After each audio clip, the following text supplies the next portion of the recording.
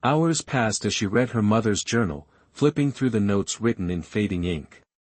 Hope and exhaustion battled inside her until a firm knock rattled the cabin door. Her heart jumped. She opened it gently. Ethan stood on the porch, snow dusting his coat, his expression etched with concern. "Olivia," he said quietly. "You left without telling anyone." She folded her arms. "I needed space." "I know." His breath fogged in the cold. "But someone used my name this morning. Someone contacted the loan office pretending to be me." Her stomach tightened. "Then who was it?" His answer was a whisper. "Marcus." Olivia stepped back, the truth landing with a cold weight. "Why would he do that?" "To push you into signing," Ethan said. "Or to make you believe I manipulated you. He wants the foundation without resistance. And he knows you are my only leverage." The wind rustled the trees around them. Olivia looked at him, searching his face for any trace of deception. She found none. She let out a slow breath. "I do not know what to believe anymore." "Then believe this," Ethan said, stepping closer but still giving her room. "You do not owe me anything. If you walk away from the contract, I will still pay your overdue balance. Not to own you. Not to bind you. But because your mother's legacy deserves to survive." Olivia felt tears burn behind her eyes, but she blinked them back. Ethan's voice softened. "You came here to think. So think. Do not decide today. Do not decide tomorrow. I will wait." She looked at him, unsure of how he remained steady when everything around them felt unstable. "Ethan," she whispered, "your brother said being close to you will cost me everything." Ethan shook his head slowly. "No. Being close to him will. Being close to me, may save both of us." For a moment, the only sounds were the wind and the soft cracking of frozen branches. Then Ethan added, quietly, "If you choose to walk away, I will not follow. But if you choose to stay, I will stand with you against anything." Olivia closed her eyes, the ache in her chest no longer fear, but possibility. She did not answer him yet. But for the first time, she did not shut the door. The cabin grew warmer as the afternoon sun dipped low, casting amber light across the wooden floorboards. Olivia sat at the small kitchen table, fingers hovering over her mother's journal, while Ethan stood near the window, his shoulders tense beneath the weight of everything left unsaid. He had driven more than 2 hours through the snow to find her. That fact alone unsettled her. It meant he cared. Maybe more than he wanted to admit. Maybe more than she should allow herself to hope. Olivia finally spoke. "You should sit. You look exhausted." Ethan exhaled as if he had been holding his breath since he arrived. He sat across from her, his coat still on, his hands clasped tightly as if grounding himself.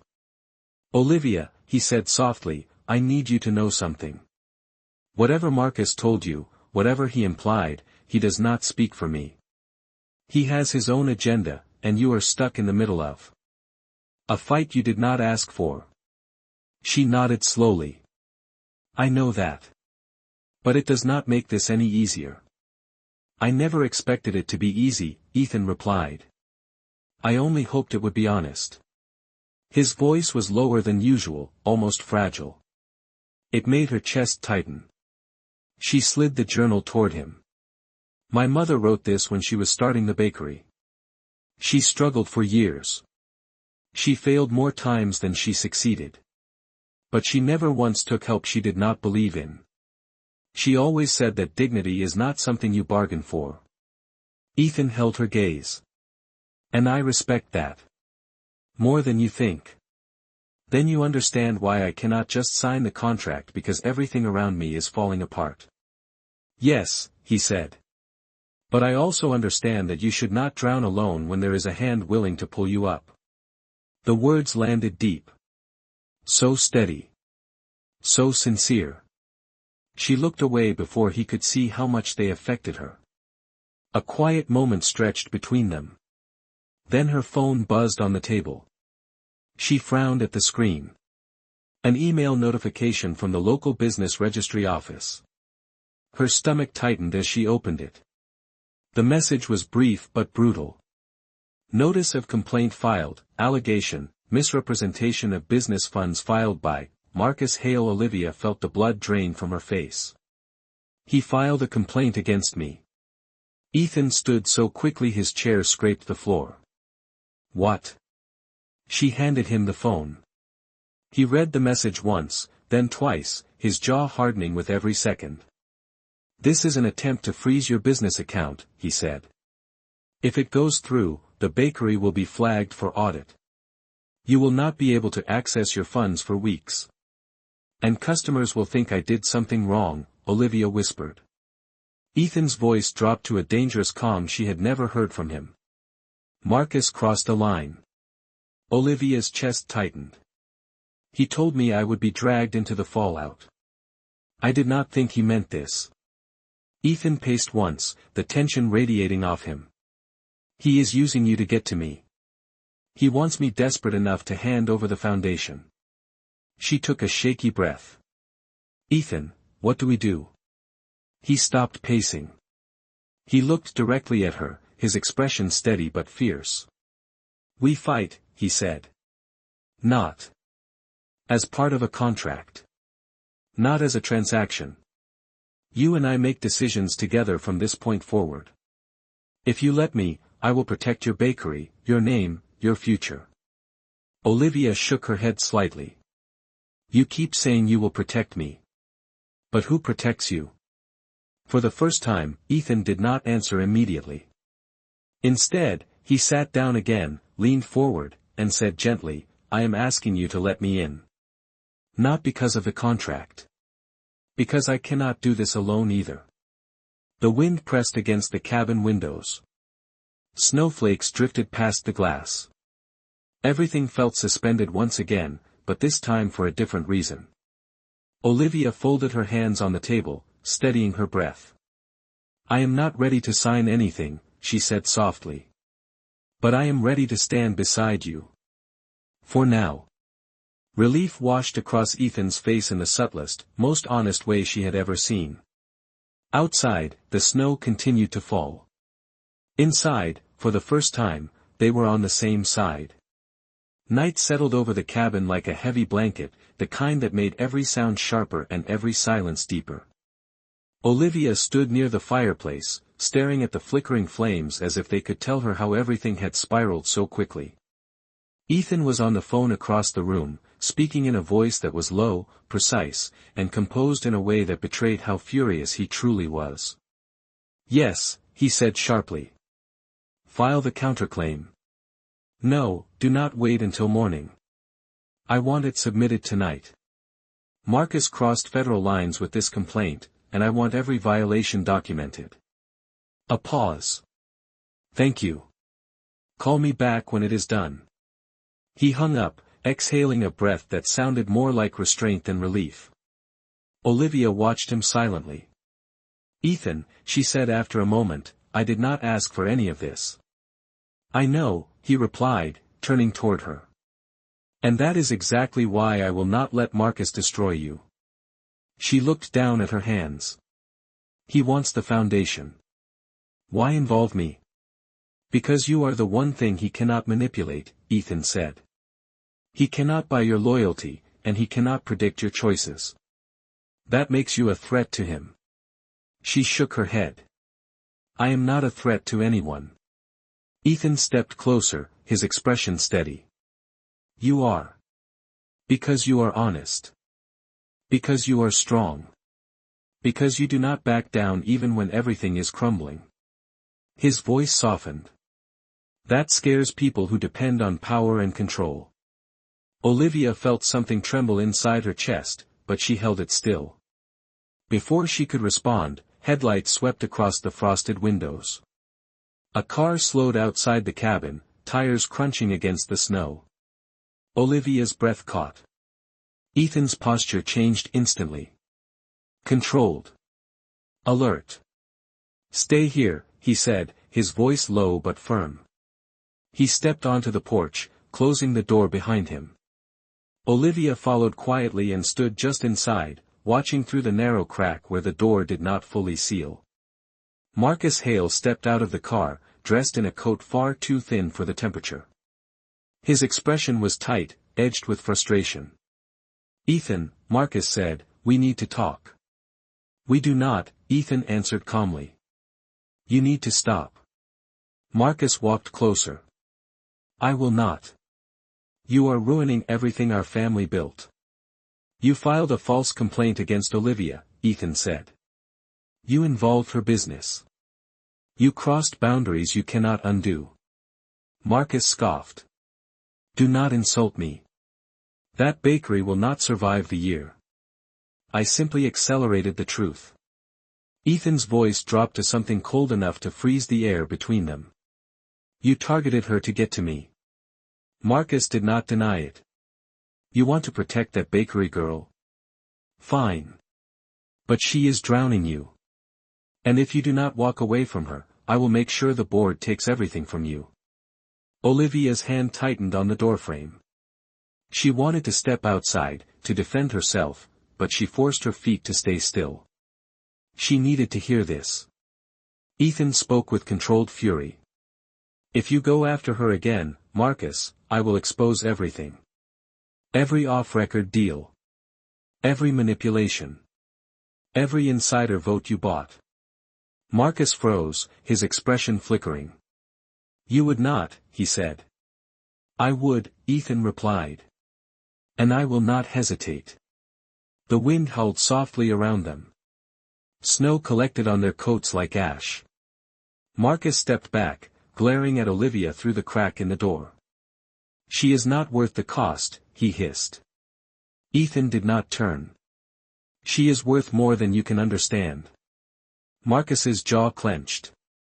He got into his car and drove off, the headlights disappearing into the trees. When the sound faded, Ethan stepped inside, brushing the snow from his hair. Olivia stared at him, her heart pounding. "You defended me," she whispered. "I always will," he said simply. The fire crackled behind them, casting warm light across the cabin. The distance between them felt smaller now, charged with something that was no longer fear or duty. Something real. Olivia looked at him, her voice barely audible. "Ethan, what happens now?" He met her eyes with a quiet certainty that left no room for doubt. "Now," he said, "we stand together. No contract. No conditions. Just us." And for the first time since this began, she believed him. The next morning broke quietly over the lake, the kind of pale winter sunrise that made the world feel fragile and new. Olivia woke before Ethan, slipping out of the small guest room to make coffee in the cabin's tiny kitchen. Her hands moved automatically, but her mind was restless, replaying the words he had spoken the night before. No contract. No conditions. Just us. She poured the coffee into two mismatched mugs and set them on the table. A moment later, Ethan stepped into the room, still in the same clothes from yesterday, hair slightly tousled, expression softer than she had ever seen it. "You did not sleep," he said gently.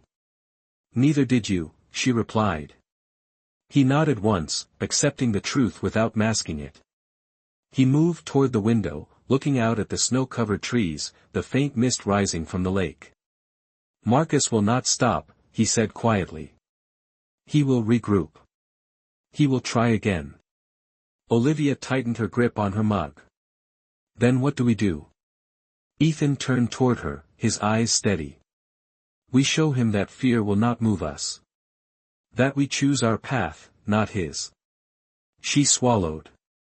"I am not sure I am strong enough for that." Ethan stepped closer, lowering his voice. "You are stronger than you know. You faced him yesterday with nothing but honesty. That is something he does not understand. And it is exactly why he cannot control you." For a moment, the air between them felt warm despite the cold outside. Olivia sat down at the table, her fingertips lightly brushing the edge of the black folder she had brought with her. The contract. The thing that had started everything. She looked at it as though seeing it for the first time.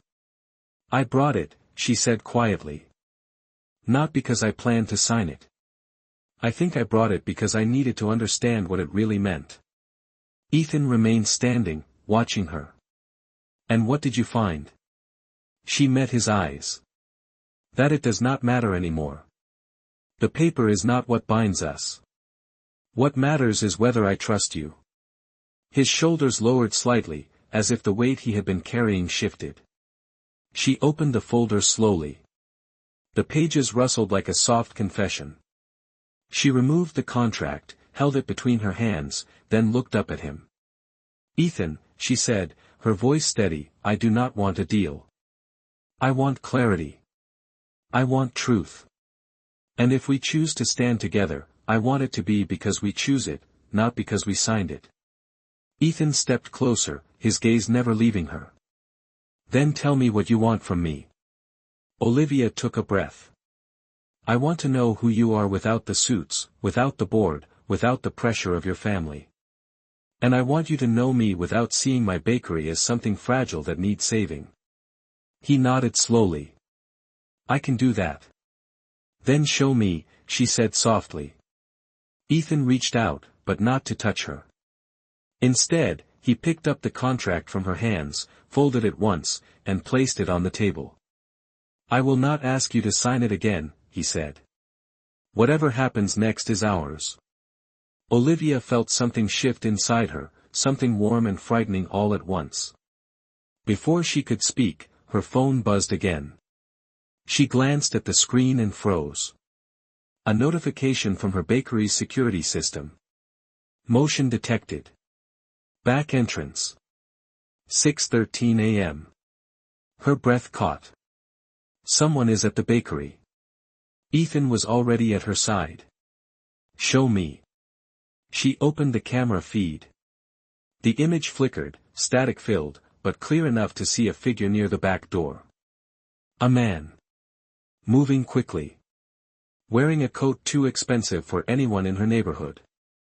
Ethan's voice sharpened. "That is Marcus." Olivia stared in disbelief. Why would he go there? "To find leverage," Ethan said. "Or to plant something. Either way, we cannot stay here." Olivia grabbed her coat. "We have to go now." Ethan nodded. "We leave immediately."